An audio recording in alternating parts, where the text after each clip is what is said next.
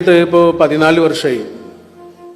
ഈ അടുത്തൊരു ദിവസം ഇങ്ങനെ കിടക്കുന്ന സമയത്ത് അവൾ എന്നോട് ചോദിച്ചു, നിങ്ങളോട് എനിക്ക് ഏറ്റവും സ്നേഹം തോന്നാറുള്ളത് എപ്പോഴാണെന്ന് അറിയോ എന്ന് ചോദിച്ചു എന്നോട്. എനിക്കറിയുമല്ലോ, എനിക്കത് അറിയണമെന്ന് ആഗ്രഹമുണ്ട്. 14 വർഷമായി എൻ്റെ കൂടെ ജീവിക്കുന്നൊരു പെൺകുട്ടി എന്നോട് ചോദിക്കുകയാണ്, നിങ്ങളോട് എനിക്ക് ഏറ്റവും സ്നേഹം തോന്നുന്ന നിമിഷം ഏതാണെന്നറിയോ?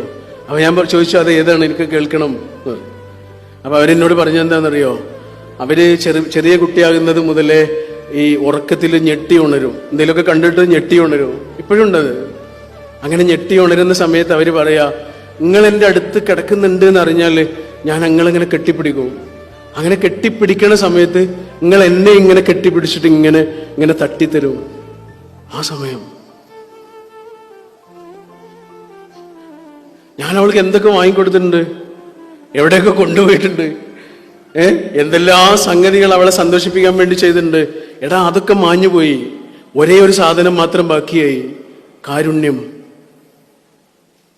മനുഷ്യർ തമ്മിൽ കൈമാറുന്നതില് എന്തെല്ലാം ഫീലിങ്സ് കൈമാറുന്നുണ്ട് നമ്മള്. ഒറ്റ സാധനം ബാക്കിയാകുള്ളടാ. വെറുതെ പറയണല്ല, കാരുണ്യം.